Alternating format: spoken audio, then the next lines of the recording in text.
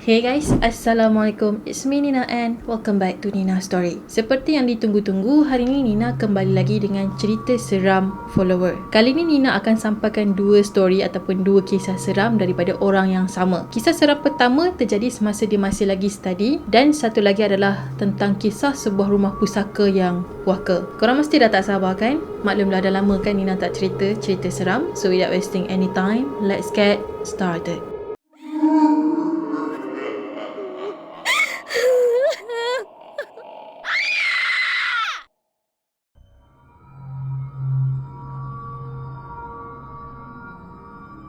Kisah kali ini dikongsikan oleh Abang Faizal. Cerita yang pertama ni terjadi semasa dia kena jalankan kajian di bangunan yang bersejarah di Cameron Highland. Pada masa tu sekitar tahun 2002 dan cuti SEM untuk belajar kors integrasi seni bina. Tapi sayangnya SEM pada kali tu batch diorang ni tak boleh cuti sebabnya diorang kena buat kajian. Jadi batch diorang ni telah dibahagikan 5 ke 6 kumpulan yang lagi kecil. And then diorang telah dihantar ke bangunan-bangunan yang lama yang ada di Malaysia. Bangunan lama tadi tu macam istana lama, rumah tradisional Melayu, bangunan pejabat Inggeris, makam ataupun masjid lama. Tapi dengan syarat bangunan-bangunan tadi tu mestilah berusia 50 tahun ke atas. Lagi lama lagi bagus. So dalam kajian diorang ni, diorang kena cari maklumat lah tentang bangunan tadi. Kena interview orang yang tahu tentang sejarah bangunan tu. And then diorang ni kena ukur balik bangunan tadi dan kena lukis balik. Jadi diorang ni diberikan tempoh selama sebulan untuk berada dekat tapak kajian. So Abang Faizal tadi dengan grup dia tadi pun ke Cameron Highlands seperti yang dirancang. Dan diorang ni telah dapat sebuah bangunan lama, iaitu sebuah bangunan Inggeris yang ada dekat Tanah Rata. Jadi nak kaji bangunan tadi tu, diorang kena tinggal dekat situ selama sebulan. So diorang telah memilih sebuah rumah penginapan. Rumah penginapan yang diorang duduk ni adalah sebuah rumah yang diuruskan ataupun dijaga oleh kerajaan negeri dan terletak dekat sebuah tebing bukit di kawasan Berincang.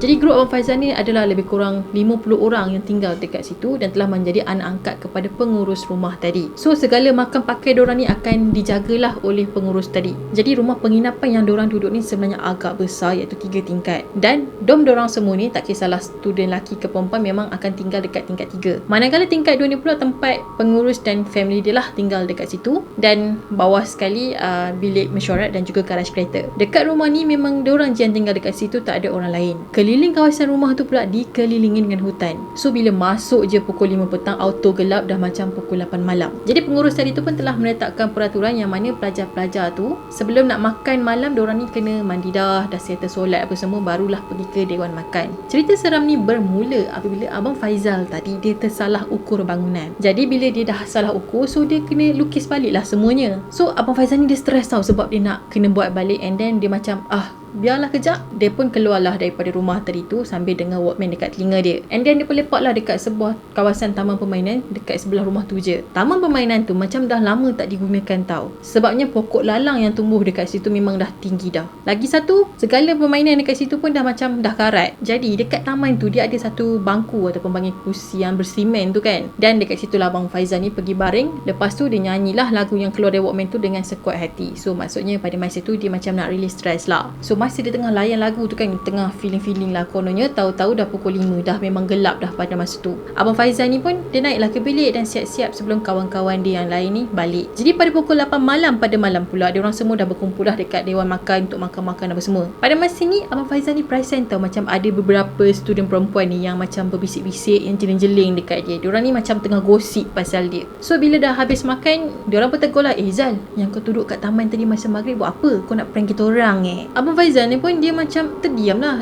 Masa bila pula aku ada dekat taman tu masa maghrib? Sebab dia dah keluar daripada taman tu pukul 5 petang tadi lagi. Tapi diorang ni nampak dia pada waktu maghrib. Dia pun cakap lah, mana ada waktu maghrib aku ada kat situ. Aku ada kat bilik lah tengah solat. Buat apa aku nak duduk kat tempat gelap macam tu? Tapi kawan dia kata bukan dia seorang je yang nampak. Ada juga kawan diorang ni yang 2-3 orang lagi nampak Abang Faizal dekat taman tu. Diorang nampak Abang Faizal tu pakai t-shirt warna hijau dan berkain pelikat. And yes, memang sama dengan apa yang dia pakai pada hari tu. Diorang pun ceritalah yang diorang nampak Abang Faizal ni keras macam tu sambil tengok ke arah tingkap bilik student perempuan. Lepas tu Abang Faizal tu tersenyum dan sambil dia macam menggumam ataupun cakap something lah, tapi suara dia tak keluar. Lepas beberapa minit Abang Faizal tu freeze macam tu, tengok diorang sambil macam tu lah kononnya lah kan. Abang Faizal ni pusing dan terus jalan masuk ke kawasan taman permainan pada masa tu. Lepas tu Abang Faizal ni duduk dekat kerusi, yang mana dekat kerusi tu dipayungi dengan sebuah pokok yang besar dan rindang. So since that day, pelajar-pelajar yang ada kat situ macam dah takut nak pergi tandas sorang-sorang. So diorang akan keluar berteman. Lepas tu kalau diorang stay up pun untuk buat kerja, diorang tak akan stay up lama-lama lah. Paling lama pun 1-2 pagi diorang akan tidur dah. Diorang dah tak berani dah. Okay, kita akan teruskan dengan kisah yang kedua pula.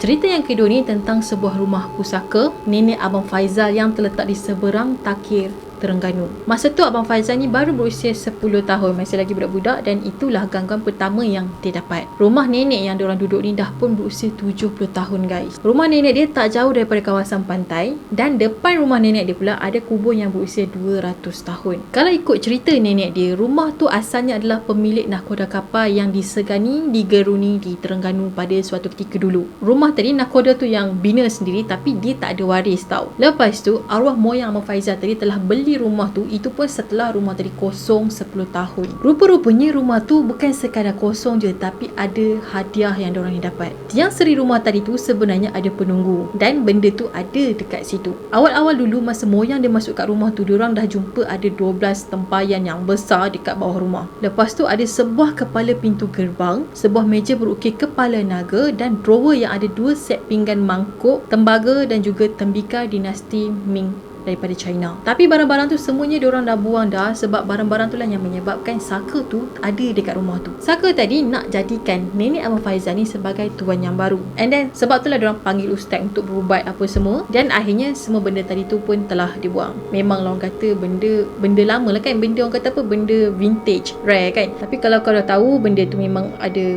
penunggu dia, ada penjaga dia, takkan nak simpan lagi kan. Rumah nenek diorang ni memang rumah yang lama, dan diorang sendiri pun tahu yang rumah tu memang suka mengusik. Sebabnya dulu ni abang arwah Mak Faizal ni pernah mengigau, macam dia dalam ketakutan gitu. Mak dia selalu mimpi ahli family diorang ni yang dah lama meninggal datang jumpa dia. So dari sini diorang memang dah tahu yang rumah tu berpuaka sebab ada saka. Jadi kisah seram ni bermula apabila satu hari tu Abang Faizal dengan nenek dia balik ke kampung, sebab diorang ni nak tengok sepupu nenek dia yang dah meninggal. So dah settle tahlil apa semua, Abang Faizal dengan nenek dia pun balik ke rumah dan tidur. Subuh esok tu nenek dia kejutkan Abang Faizal ni. Dia beritahu dekat Abang Faizal yang dia nak pergi ke surau kejap. Dalam keadaan mamai macam tu, Abang Faizal pun nampaklah yang nenek dia ni sambil bawa beg yang mana dalam tu ada telekom, keluar dari rumah nak pergi ke surau. Korang bayangkan seorang budak umur 10 tahun, lepas tu dia tahu dekat rumah tu dah tak ada siapa melainkan dia seorang, and then nenek dia keluar pula dia pada pukul 5:30 pagi macam tu nak pergi surau.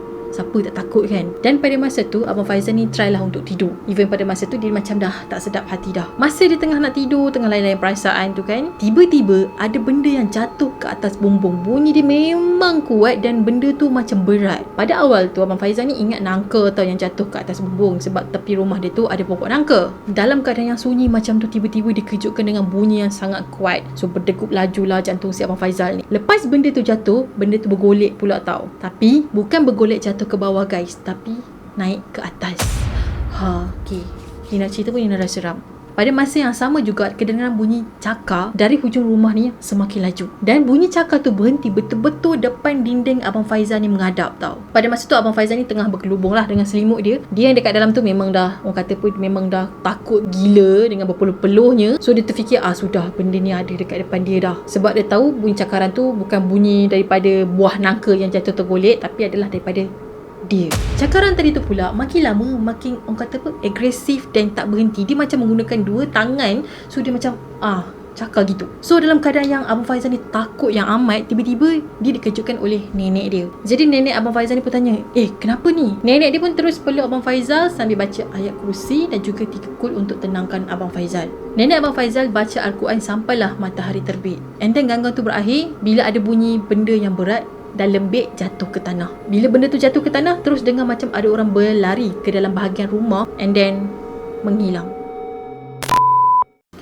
Uish, agak meremang Cerita kali ni Nina memang boleh feel dengan Abang Faizal ni memang duduk rumah yang orang kata betul-betul ada sejarah dia zaman dulu lagi. Segala cerita-cerita dia tu memang Nina rasa sangat meremang. Tapi sebenarnya ada lagi satu story pengalaman seram tentang rumah pusaka tu juga, tapi pengalaman tu daripada arwah mak dia. Nina tak kongsikan dekat sini sebab Nina rasa macam dah panjang. In case kalau korang nak lagi cerita daripada dia, korang komen dekat bawah. InsyaAllah nanti Nina akan sambung lah untuk part yang terakhir. Okay, scary. Biasanya kan kalau Nina dengar macam rumah lama-lama ni kan ada tiang seri, biasanya orang dulu-dulu ni suka letak saka di dekat tiang seri macam tu. Kalau rumah ada tiang seri tu tengok lah sikit kan. Melainkan tiang seri tu orang kata just untuk pacak gitu je. Tak tahulah, tapi Nina pernah dengar cerita lah, orang kata biasanya tiang seri rumah lama-lama ni dia ada penunggu. Bila tak dapat dinafikan, sebab orang dulu-dulu ni kan dia ada membela benda tu kadang-kadang untuk menjaga keselamatan rumah dia, untuk menjaga keturunan dia macam tu. Padahal benda tu sangatlah salah dan syirik untuk agama Islam. Okay guys, itu sajalah perkongsian Nina untuk hari ni tentang cerita seram follower. Nina harap korang suka dan enjoy. Yang belum lagi subscribe channel Nina, korang boleh subscribe di bawah dan turn on notification. Jangan lupa untuk follow Nina di Instagram. Kita akan jumpa lagi next video. Bye bye. Assalamualaikum.